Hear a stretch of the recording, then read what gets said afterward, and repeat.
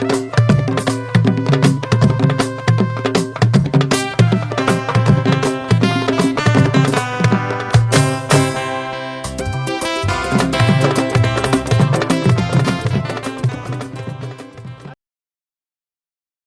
bonjour à tous, merci de votre présence. Comme le disait Cara tout à l'heure, le point, on est à disposition en réalité de 20 joueurs, comme j'ai eu à le dire à la liste, publication de la liste, il y a des garçons qui ne sont pas là parce qu'ils ont des impératifs personnels, donc c'était important de les laisser aussi s'occuper de ça. Mais comme vous le voyez, c'est notre première séance aujourd'hui. Je crois que ça a été surtout une séance de reprise basée sur de la conservation, basée sur la technique, l'amélioration en réalité des passes. Demain, on rentrera un peu plus dans le vif du sujet. L'objectif, c'est bien sûr préparer cette 5e journée qui est très importante pour nous, pour continuer à progresser, continuer à donner du temps de jeu aussi à certains joueurs qui sont là depuis un bon bout de temps et qui s'entraînent bien, mais qui n'ont pas la possibilité de commencer le match. Donc je pense que contre le Bénin, ce serait bien de donner du temps de jeu à ces gens-là, et à ces joueurs-là, pardon, et puis contre le Brésil, d'essayer de faire une autre équipe. À savoir que sur ces 26 joueurs-là, bien sûr que peut-être que beaucoup de joueurs joueront l'ensemble des deux matchs. Peut-être que d'autres joueront peu, et il se pourrait aussi que d'autres qu'on connaît plus, qui ont l'habitude de venir, qui ont fait plus leur preuve, peut-être qu'ils joueront un peu moins. Je crois que c'est l'opportunité pour nous justement d'ouvrir la tanière, comme on le dit, et donner du temps de jeu en réalité. Mais tout en gardant aussi l'objectif que le Sénégal doit continuer à se parfaire, le Sénégal doit continuer à gagner ses matchs. Il y a bien sûr le classement FIFA aujourd'hui, comme vous le savez, continental, qu'on n'a pas, et qui fait partie de nos objectifs de pouvoir le reprendre et préparer surtout cette CAN qui s'approche pour nous, qui est une CAN très importante parce que nous sommes les tenants du titre. C'est une très bonne question, deux très bonnes questions, parce que la première, c'est sur le pourquoi aujourd'hui 3 défenseurs, 3 latéraux en réalité sur le côté gauche. Et comme vous le savez, j'ai toujours privilégié aussi la polyvalence de certains garçons. Il nous est arrivé dans des matchs où on joue en 4-4-2, par exemple, si je joue en 4-4-2, je sais que je suis amené peut-être à faire avancer Sadio Mané du côté gauche et l'amener un petit peu plus devant à côté dans notre attaquant. On peut choisir de jouer, de ramener un garçon comme Jacob, comme vous le savez, si vous suivez ses performances à Monaco, il joue pratiquement jamais arrière latéral gauche. Souvent, il joue dans le cran un petit peu plus au-dessus, comme excentré gauche. On a eu à le faire à un moment donné quand Saliou était là, d'amener Saliou, de le laisser derrière et d'amener Ballot un peu plus haut, ou bien vice-versa, Saliou un peu plus haut et Ballot un peu plus bas. Tout dépendra des matchs. Ou si on a besoin peut-être sur notre côté gauche d'être beaucoup plus solide, de le densifier avec 2 joueurs à vocation défensive. Donc j'ai envie de dire que l'objectif de ces 3-là, c'est surtout ça. Maintenant, on sait que voilà, beaucoup de gens peuvent ne pas le comprendre, mais c'est comme ça, il n'y a que comme ça que je peux l'expliquer. En fait, je joue en réalité sur la polyvalence d'un Jacob. Et si je décide par exemple d'avancer Jacob, je sais qu'il me manquera un défenseur, c'est pour cela qu'Abdallah est là, pour renforcer ce secteur qui est offensif. Nous venons de la Coupe du Monde, nous connaissons nos limites, nous savons que nous devons continuer encore à progresser. Être numéro 1 sur le continent africain, tenant du titre, c'est une chose. Le niveau international, ça en est une autre, croyez-moi. Donc nous, notre objectif, c'est bien sûr que cette équipe du Sénégal soit à niveau de ce qui se fait le mieux, en tout cas sur le monde du football. Et pour cela, il est impératif de nous jauger à des équipes comme le Brésil, comme l'Angleterre, comme la France, pourquoi pas. Et je le dis, je le répète, ça fait 20 ans qu'on a joué la France, et pourquoi pas rejouer la France? Parce que ça fera partie aussi de notre progression, cette équipe-là, pour qu'elle arrive à progresser, arriver à ce niveau que tout le monde attend, c'est-à-dire aller gagner dans le futur une Coupe du Monde. Il est important de nous jouer à ces grandes équipes-là. Aujourd'hui, c'est le Brésil, comme tu le dis, Pape Djibril. Mon rêve, c'est que demain, l'Angleterre puisse venir jouer chez nous et que ce soit une belle fête, que ce soit l'Allemagne demain, qui puisse venir jouer ici. Et en réalité, ce sont ces genres de matchs-là qui nous permettent, si vous voulez, de progresser. Maintenant, je sais que beaucoup de gens nous disent que c'est un match à risque. Oui, c'est un match à risque. Si on prend 4-0, 5-0 contre le Brésil, c'est sûr qu'on va me dire que c'est pas ce qu'il faut faire. Mais en réalité, ça ne nous fait pas peur. Je crois que ce qui est important, c'est de toucher ces grandes équipes-là, c'est de les côtoyer, c'est de les chatoyer, c'est essayer, à un moment donné, d'exister face à ces équipes-là. Et aujourd'hui, on a l'opportunité de jouer le Brésil et j'espère que ça ne s'arrêtera pas là. Il y aura d'autres nations qui viendront aussi. C'est la progression, en réalité, de cette équipe nationale maintenant. Bah, écoutez, ce que je peux vous dire, c'est qu'on n'a jamais pensé une seule fois à délocaliser le regroupement. Bien sûr qu'on est tous sénégalais, on est meurtris par la situation du pays. Mais comme je l'ai dit, nous devons continuer aussi à vivre, nous devons continuer aussi à apporter du plaisir aux Sénégalais. Et aujourd'hui, quoi qu'on puisse dire, les Sénégalais aiment voir leur équipe nationale à côté, être là à côté. J'ai jamais pensé une seule fois à délocaliser le regroupement. On est bien chez nous, ici, on est chez nous, on est fiers d'être Sénégalais, on est fiers d'être ici. Quoi qu'il puisse se passer, en réalité, on sera toujours là, on est là. Non, il n'y a rien de mystérieux à ça. C'est que, vous savez, ma place, parfois, c'est pas facile. Il faut que je choisisse entre 1500 et 2000 joueurs sénégalais. Si je pouvais tous les choisir, je les aurais choisis, mais je peux pas. J'ai droit seulement que 23 joueurs. Mais en réalité, c'est vrai qu'il n'était pas là. Il a marqué des buts, mais d'autres ont marqué aussi. Boulaye a marqué des buts dans un championnat beaucoup plus élevé que celui de la Turquie aussi. Si on veut penser comme ça, comme vous êtes en train de penser, je peux vous dire qu'Habib a joué en Ligue 1, il a marqué aussi beaucoup de buts. Donc, à partir de là, je pense qu'en équipe nationale, on a toujours fait des sorties, on a toujours marqué des buts. On n'est pas non plus en déficit à ce poste-là. Boulaye Dia est capable de jouer, Sadio Mané est capable de jouer, Habib Diallo est capable de jouer, Bamba Dia est capable de jouer, Jackson est capable de jouer, Iliman Dia est capable de jouer. Vous voyez, je ne vais pas sélectionner que des attaquants. Il faut quand même que je garde l'équilibre de l'équipe. Et comme je l'ai dit, il n'est pas là. Il n'y a pas de croix, il n'y a rien de mystérieux dans ça. C'est un garçon que j'étais allé prendre, je l'ai pris. Et peut-être qu'entre juin et novembre, décembre, les réalités seront autres, il reviendra. Il n'y a pas de fixation sur un joueur ou un autre.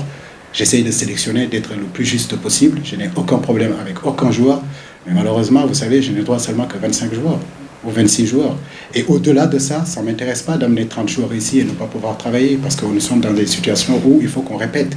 Et pour répéter, il faut restreindre le groupe. 26, je trouve déjà c'est beaucoup. Je ne peux pas aller plus loin que ça. Maintenant, si c'est vrai que je pouvais aller à 30, bah vous verrez des noms de certains joueurs que tu sais, ils sont dans ma tête et qui sont encore là, mais ce n'est pas le cas. Donc, moins on est, mieux c'est. Et Baïdiane est déjà venu.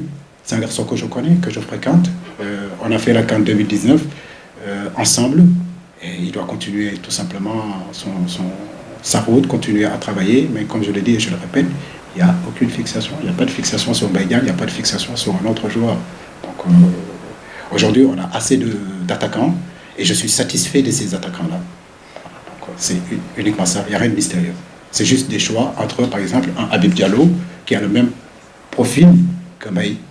Et j'ai choisi Habib Diallo comme, à un moment donné, Famara Diédhiou, qui avait le même profil que Habib, bah, que j'ai choisi Famara Diédhiou, alors que Habib était champion d'Afrique.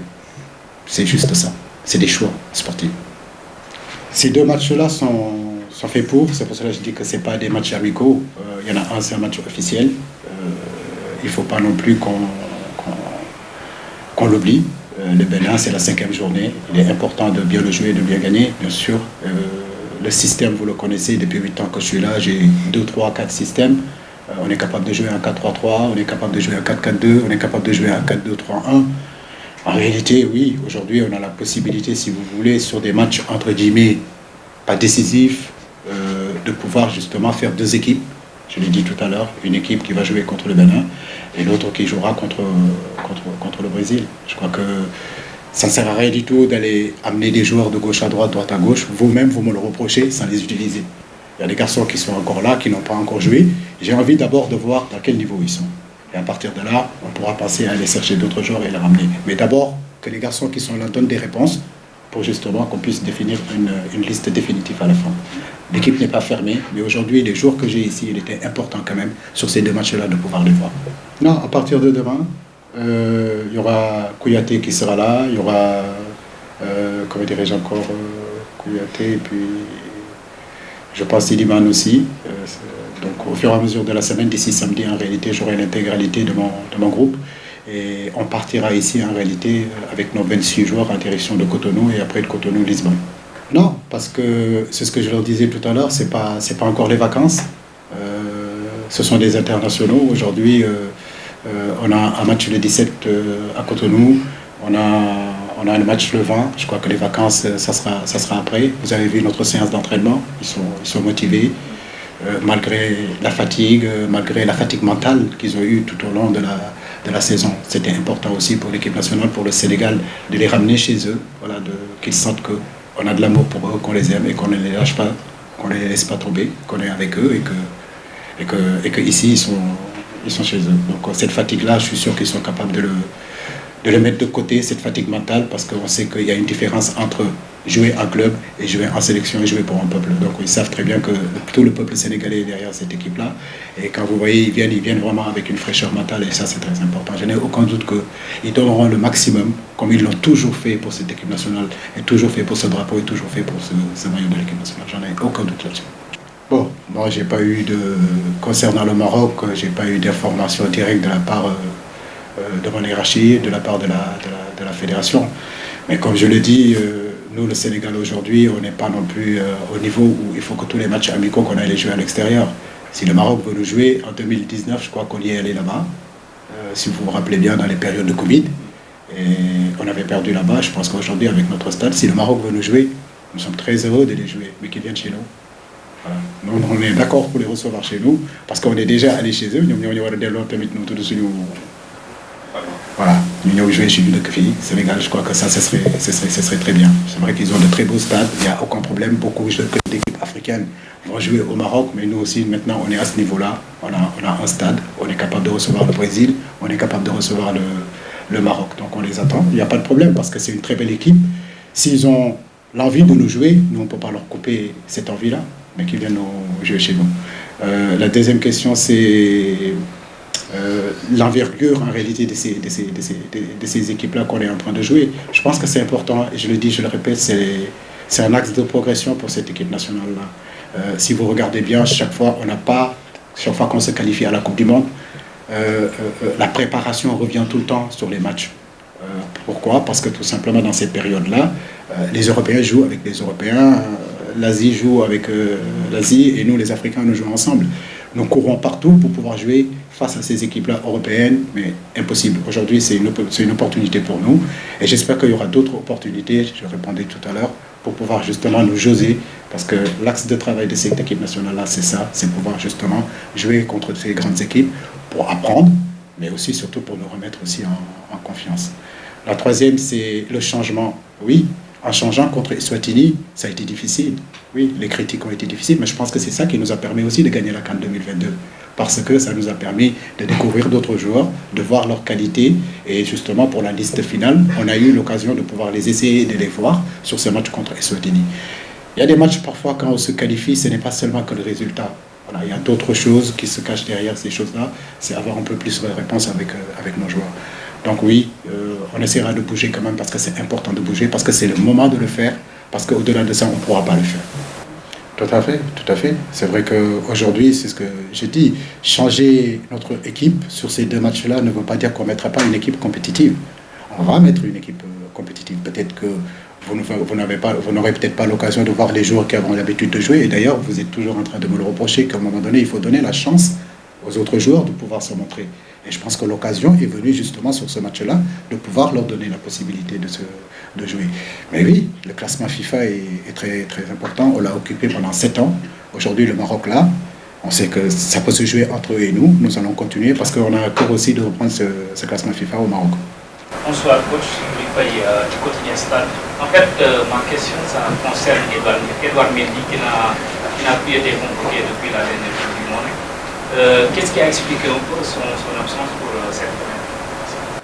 Edouard fait partie, je ne le dirai jamais assez, des meilleurs gardiens de ce monde-là. Et comme vous le savez, lui et d'autres dans l'équipe ont vécu une saison très difficile, très compliquée. Mais ça n'enlèverait du tout des qualités et du standing de ce garçon-là. Donc aujourd'hui, c'est le gardien numéro 1 de l'équipe nationale du Sénégal quand il est en forme. Ça c'est clair et net. Maintenant, comme je dis, les réalités d'aujourd'hui font qu'il revient de blessures. Ça a été compliqué cette année. Et en amont, on a discuté, on a été d'accord que la meilleure façon aujourd'hui pour lui, c'est de rester avec sa famille, de se préparer justement pour la saison prochaine et pouvoir revenir encore beaucoup plus fort. En tout cas, il a mon soutien, il a ma confiance aussi. Et ce que je prie pour lui, c'est que rapidement qu'il retrouve un club et qu'on retrouve le Edouard Mendy qu'on connaissait. Mais je n'ai aucun doute de la qualité d'Edouard.